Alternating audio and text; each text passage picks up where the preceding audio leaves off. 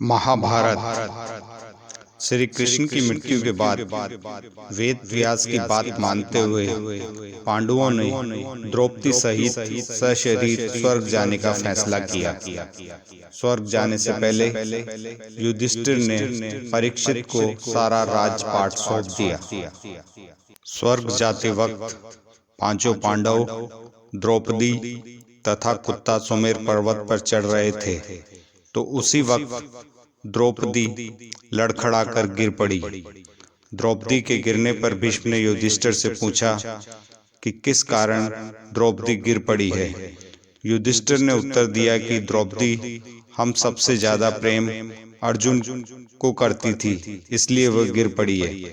ऐसा बोलकर बिना पीछे देखे युधिष्ठिर आगे बढ़ गए।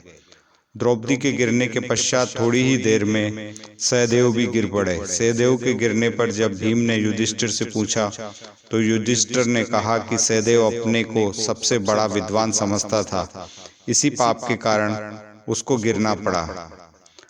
नकुल के गिरने पर युधिष्ठिर ने कहा कि नकुल को अपने रूप पर बेहद घमंड था, इसलिए आज उसकी ये हालत हुई।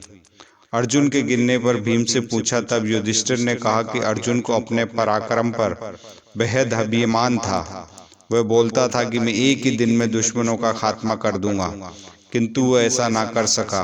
अर्जुन की आज ये स्थिति इसी के कारण हुई है।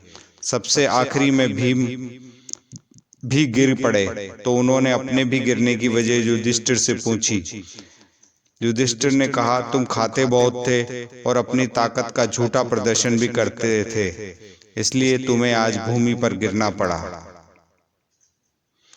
द्रौपदी समेत अन्य पांडवों के मार्ग में गिरने के पश्चात युधिष्ठिर जैसे ही कुछ दूर आगे चले तो खुद देवराज इंद्र अपना रथ लेकर युधिष्ठिर को लेने आ गए। इस पर युधिष्ठिर ने कहा कि द्रौपदी और मेरे भाई मार्ग में गिर गए हैं, आप ऐसा इंतजाम कीजिए कि वह सब मेरे साथ चलें।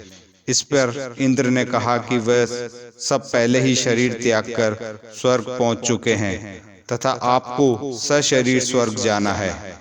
द्रौपदी और उसके भाइयों के बारे में इंद्र की ये बात सुनकर युधिष्ठिर ने बताया कि ये कुत्ता मेरा परम भक्त है तथा इसे भी मेरे स्वर्ग चलने की अनुमति दीजिए।